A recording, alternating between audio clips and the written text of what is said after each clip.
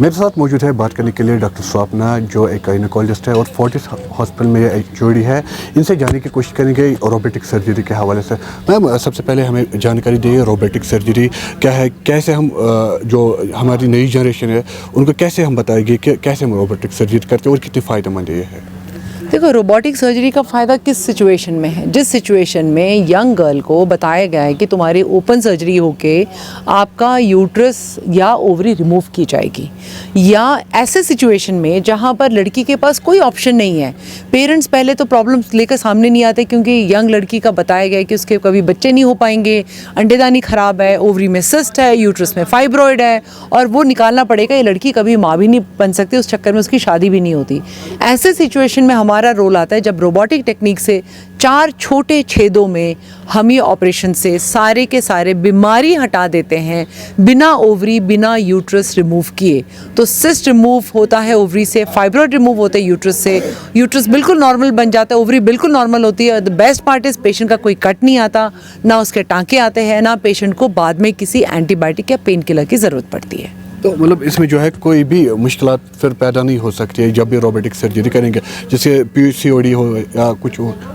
देखो, PCOD तो genetic condition है, पर किसी को अगर ओवरी में एंडोमेट्रियोसिस बन गए, बच्चेदानी में फाइब्रॉइड बन गए, ओवरी में सिस्ट बन गई, पानी की थैली बन गई, ऐसे सब सिचुएशन में आप रोबोटिक सर्जरी से इन चीज़ों का इलाज कर सकते हो। देखा जाए अगर हम ओवरऑल इंडिया की बात करें तो फर्टिलिटी रेट जो है दिन ब दिन कम होती जा रही है, तो क्या मेन काज है इस चीज़ का? देखो, फर्टिलिटी का मेन कॉज इज़ लाइफस्टाइल। अगर हम देखा जाए तो एक तो शादी लेट हो रही है, लड़कियां 30 साल के बाद शादी कर रही हैं, लड़के 30 साल के बाद शादी कर रही है, जो जेनेटिकली हमारे एग की क्वालिटी और स्पर्म की क्वालिटी फॉल होनी शुरू हो जाती है। सेकेंड चीज़, हमारे मिलावट, हमारे खाने उतने प्योर नहीं रहे, खानों में बहुत मिलावट है, पेस्टिसाइड्स का रेशियो काफ़ी ज़्यादा हाई होता जा रहा है। Number 3 is health of the house.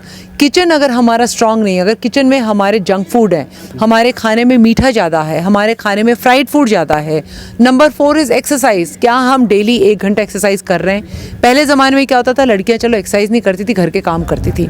अब घर के काम के लिए हमारे पास मेड है, बाहर हम एक्सरसाइज करते नहीं, जंक फूड खाए जा रहे हैं, मीठा खाना खाए जा रहे हैं, वेट गेन होता जा रहा है, डेफिनेटली इनफर्टिलिटी होगी। तो ये भी देखा जा रहा है कि जो है लेट कंसीव होता है। अब जो भी न्यूली मैरिड कपल्स जो होते हैं उनकी एज बार में अगर हम देखें तो वो कोई भी एज बार हो तो लेट कंसीव होता है, तो उसकी क्या खास वजह है कि ऐसा कुछ होता है? लेट कंसेप्शन इसलिए हो रहा है बिकॉज एक तो एज ऑफ मैरिज हमारा बढ़ गया है। 30 साल के बाद जब बढ़ते हैं तो वैसे भी एग एंड स्पर्म की क्वालिटीज़ ड्रॉप होनी शुरू होती है। दूसरी चीज़ है लाइफस्टाइल, सबके अपने जॉब होते हैं, सबको अपने अपने गोल्स अचीव करने होते हैं। नंबर 3 इज़ डेफिनेटली ये जो इतने सालों का जो हमने बॉडी को अत्याचार करके दिया हुआ है उसका नुकसान तो उसी बात ही दिखना शुरू होता है। तो बेसिकली अगर एक लड़की अपने हेल्थ का ध्यान आज से रखना शुरू कर ले तो मोस्ट प्रोबेबली शादी के बाद उसको इनफर्टिलिटी और ये सारी प्रॉब्लम्स का सामना नहीं करना पड़ेगा। तो जो ओवेरियन कैंसर बढ़ता जा रहा है तो उसके हवाले से क्या कुछ सर्जरी भी है या रोबोटिक सर्जरी हम? डेफिनेटली सारी की सारी कैंसर सर्जरीज मैं रोबोटिकली करती हूँ।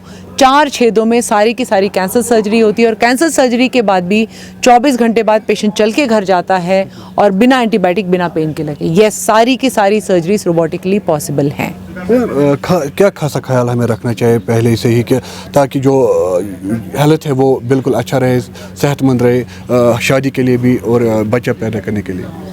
इसको कहते हैं प्रिवेंटिव हेल्थ। हम अगर साल में एक बार, जैसे हम अपना बर्थडे मनाते हैं, तो साल में एक बार अपना हेल्थ चेकअप करा लो, अपना हीमोग्लोबिन चेक कराओ, अपना लिवर फंक्शन चेक कराओ, अपने शुगर चेक कराओ।